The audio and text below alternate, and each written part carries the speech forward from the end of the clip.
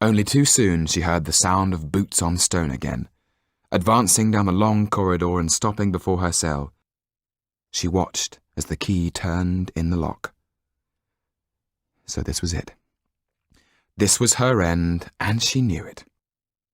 She didn't even look up to see who had come for her. She felt their strong arms, smelt their unwashed flesh, their sweat.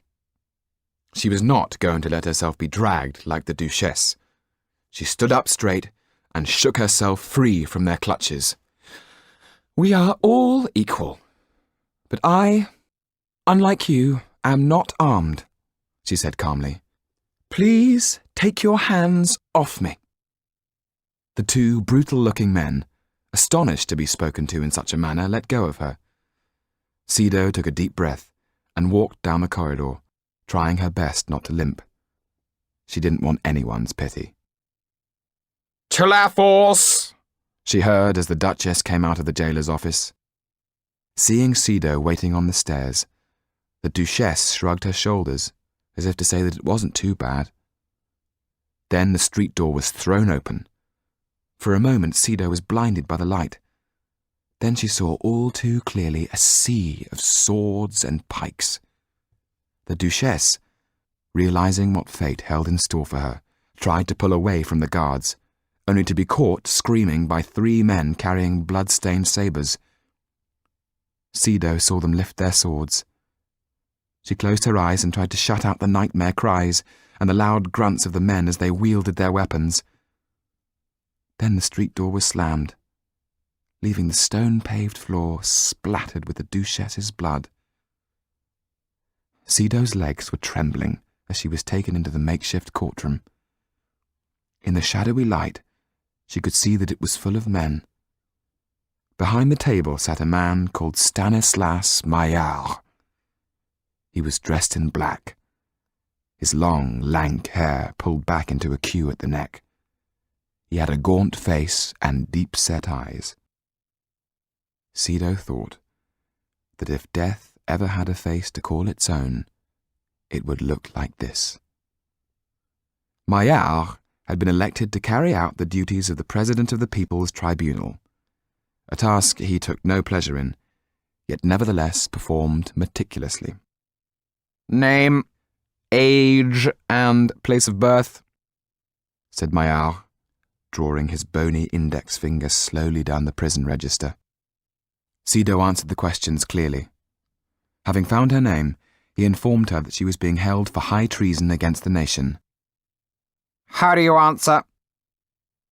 "I support the revolution and wish its success with all my heart," said Sido. She knew that any other answer would mean death. "Then, why did you try to leave our glorious country?" "I was born into a family where my wishes and views held no weight." It sounded to her as feeble as it was. She knew it wouldn't save her. The president looked again at his papers. This girl was definitely prettier than any of the others he had got rid of today, and she had a lovely voice. "So, you say you had no way of stopping your father being a traitor to his country?" "That is right, sir." "Enough. How do we find the prisoner?" "To la force!" came the shout from round the room. The president brought down his hammer and cried, "To la force! Take her away!" Sido was determined to keep her head high, to look him straight in the eyes so that he would not forget her. 2 guards seized her roughly by the arm, but at that moment a dreadful apparition charged into the room. The guard, if guard he was drenched in blood. Furious, he stood in front of Maillard and slammed his bloodied fist onto the table. "What do you think we are?" he shouted. "We've been hacking and killing all day without a stop. We ain't machines, you know. A man needs his rest. A man needs something to eat." Maillard looked up at the clock and spoke to the 2 men who were about to take Sido out. "Leave her."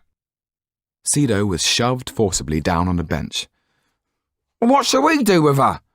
said one of the 2 guards. "We need a break too, you know." Maillard looked at Sido. She was a problem he didn't want. A pretty problem, and she had nice eyes. He tapped his fingers rhythmically on the table, looking for a way out of his predicament. Bringing up his hammer, he bashed it upon the table again and proclaimed, "Innocent!" For a moment, Sido wasn't sure if she had heard him right.